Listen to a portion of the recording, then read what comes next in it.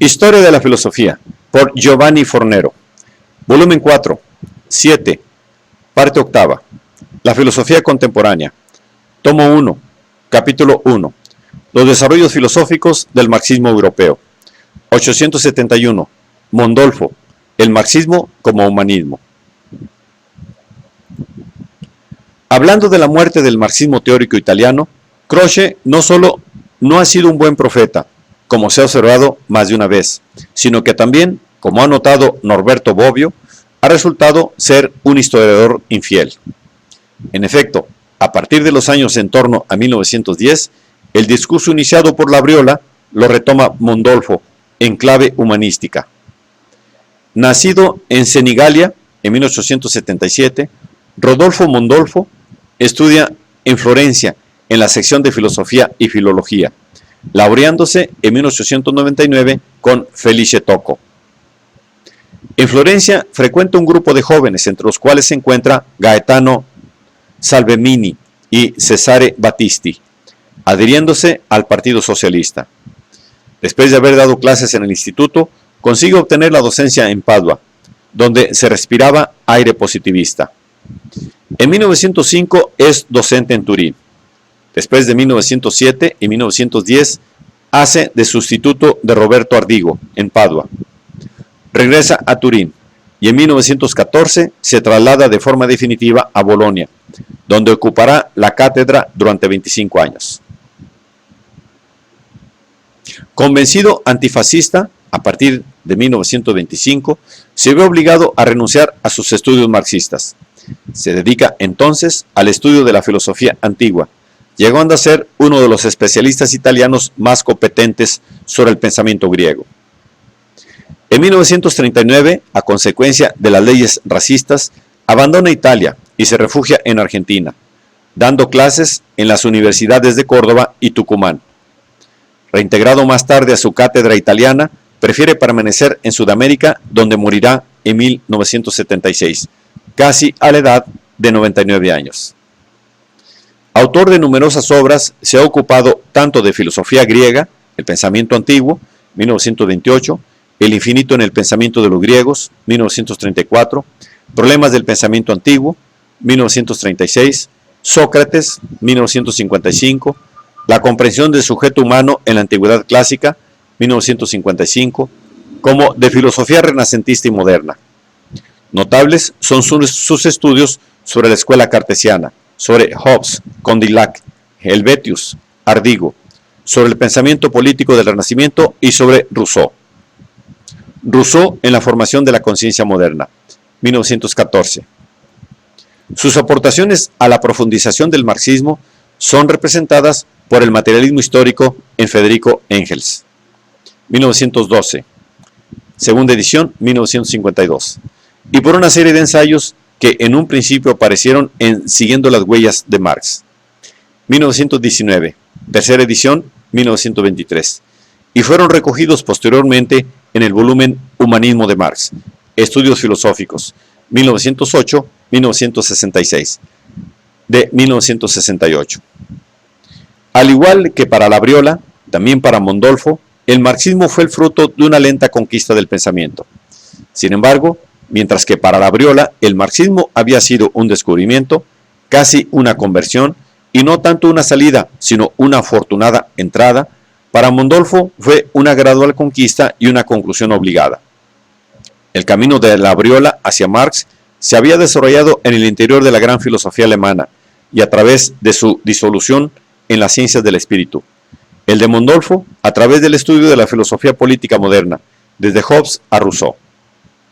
El distinto itinerario explica la razón por la cual en Labriola el marxismo aparece como una ruptura y en Mondolfo representa en cambio un punto de llegada. Como hemos visto, Mondolfo ha sido influenciado por la atmósfera positivista de finales de siglo. Pero esto no significa, como se ha dicho muchas veces, también por causa de los juicios de Gramsci, que hubiera sido positivista. En efecto, aún apreciando lo positivo y el rigor científico, y aún poniendo el énfasis en el momento objetivo de la acción, Mondolfo se ha esforzado al mismo tiempo por tener presente, contra toda forma de materialismo y de determinismo, el momento subjetivo y activo de la praxis. Por lo demás, su perspectiva escasamente positivista resulta evidente en el materialismo histórico de Federico Engels, un escrito encaminado a demostrar que no solo Marx, sino tampoco Engels, podía ser interpretado según los cánones de un vasto positivismo y de un angosto objetivismo materialista y fatalista, olvidando la doble cara, objetiva y subjetiva, de la necesidad histórica. He aquí el concepto pleno de la necesidad, como solamente una concepción crítico-práctica puede dar. El aspecto objetivo corresponde al momento de la crítica, en el sentido kantiano, que nos da el conocimiento de los límites de la acción. Negación. El subjetivo corresponde al momento de la praxis, que, bajo el impulso de la necesidad, nos da la acción. Negación de la negación. También Mondolfo, como otros autores del 900, se mueve en la búsqueda del pensamiento genuino de Marx. También Mondolfo cree en la necesidad improrrogable de una filosofía marxista. Se precisa entonces de una conciencia teórica. El socialismo precisa de su filosofía. En efecto, según su forma de ver, el marxismo sí contiene un programa político, pero es un programa político que no puede separarse de un determinado concepto filosófico. Así, el programa político depende de la forma en la cual se interpreta el pensamiento de Marx. Programa político y filosofía están tan estrechamente unidos que el primero cambia según el cambiar de la interpretación del segundo. Tanto es así que, en antítesis a Croce, que había reducido el materialismo histórico a puro canon metodológico de la historiografía, Mondolfo define el marxismo como una intuición general del universo. Remitiéndose de nuevo de forma explícita a la perspectiva trazada magistralmente por Labriola en sus ensayos, verdaderamente los más importantes de toda la literatura sobre el tema. Mondolfo descubre en el pensamiento de Marx que él se esfuerza en estudiar con precisión filológica una forma de filosofía de la praxis, alternativa al materialismo y al idealismo. Sin embargo, lo que en Labriola era apenas un ligero indicio, en Mondolfo se vuelve punto de apoyo de una interpretación humanística del marxismo, que, sobre la base de la Thesen über Feuerbach, en particular de la tercera, se ve en el hombre el objeto, y al mismo tiempo el sujeto de sus propias condiciones de vida. Sujeto y objeto. Escribe, no existen como términos de una relación necesariamente recíproca, cuya realidad se encuentra en la praxis. Su oposición no es más que la condición dialéctica de su proceso de desarrollo, de su vida. Por ello, el sujeto no es una tabula rasa, pasivamente receptiva. Es, como sostiene el idealismo, una actividad que por otro lado se afirma, y esto en contra del idealismo en la sensibilidad o actividad humana subjetiva, la cual pone, modela o transforma el objeto, y con ello se va formando a sí mismo. En otros términos, el conocimiento y la acción no son considerados por Marx como una recepción pasiva de la acción del ambiente. Marx dice que el ambiente debe ser modificado por el hombre mismo, y no es únicamente el ambiente el que influye sobre el hombre, sino recíprocamente el hombre crea el ambiente y lo modifica. Y de modo que existe siempre una acción efectiva del hombre y no solo una receptividad pasiva. El núcleo central de la interpretación mondolfiana de Marx reside pues en el concepto de la praxis que se invierte. ¿Cómo se modifica el ambiente histórico social? Se modifica a través de la actividad del hombre, que Marx llama la praxis, que comprende toda forma de actividad humana, teórica y práctica al mismo tiempo. Esta actividad del hombre que modifica continuamente la situación existente, al modificar las circunstancias, se modifica a sí misma. Produce un cambio interior en su propio espíritu, hasta que su producto reacciona sobre su mismo productor.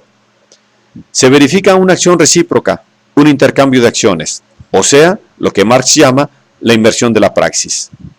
En otros términos, por praxis que se invierte, Mondolfo entiende la acción recíproca en virtud de la cual el objeto de la acción del hombre se convierte en causa y el productor resulta condicionado por su propio producto, en el ámbito de un proceso sin fin en el cual reside la sustancia misma de la historia, en conjunto entendida como acontecimiento de autotransformación del hombre.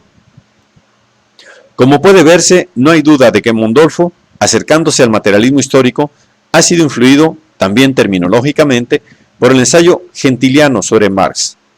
Como es sabido, Gentile, que se basaba en el texto no crítico publicado por Engels en el apéndice a Ludwig Feuerbach, había traducido fielmente la frase conclusiva de la tercera tesis con praxis invertida, explicando en el curso del ensayo que por praxis invertida debería entenderse praxis que se invierte, dando origen de tal modo a una ulterior equivocación.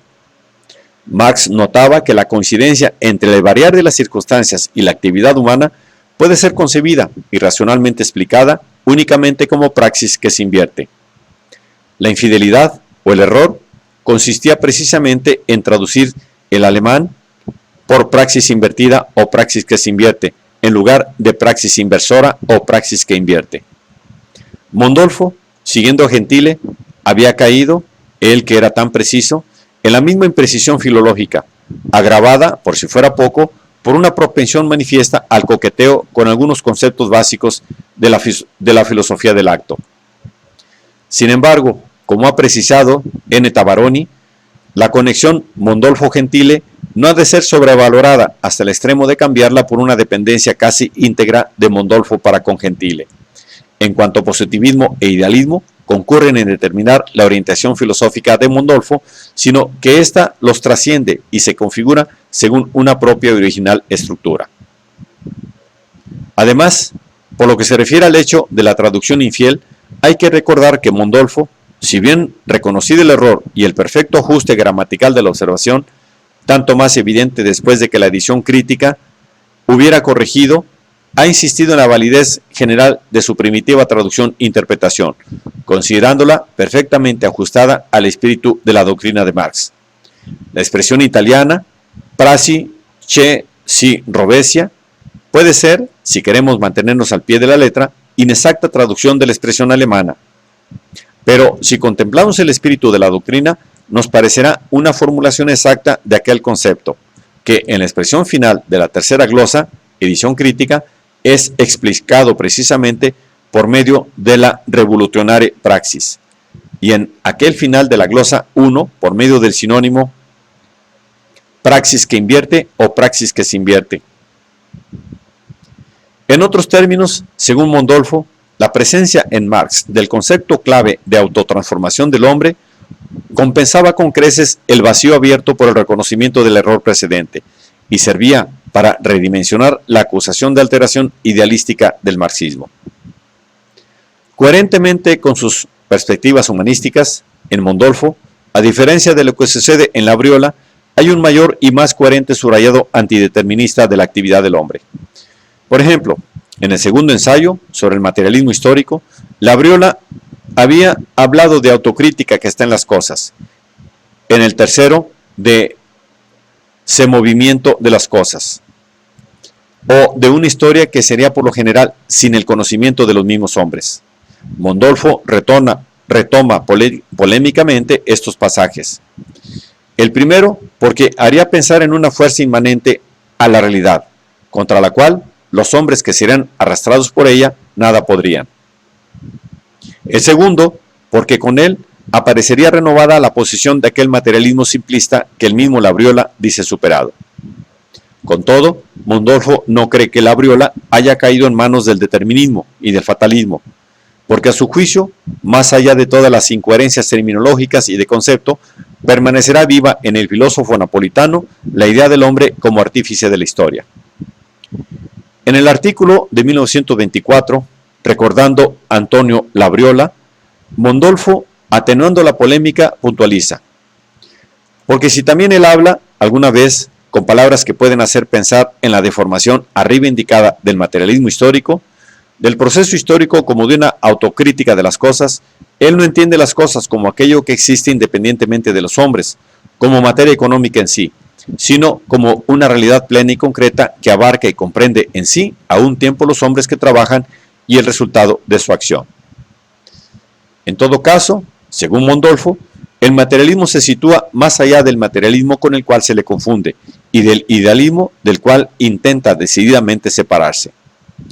Más allá del objetivismo que niega el momento voluntarístico y del subjetivismo que condena la acción humana a activismo, más allá del realismo fatalista que alienta posiciones de inmovilismo conservador y del utopismo revolucionario.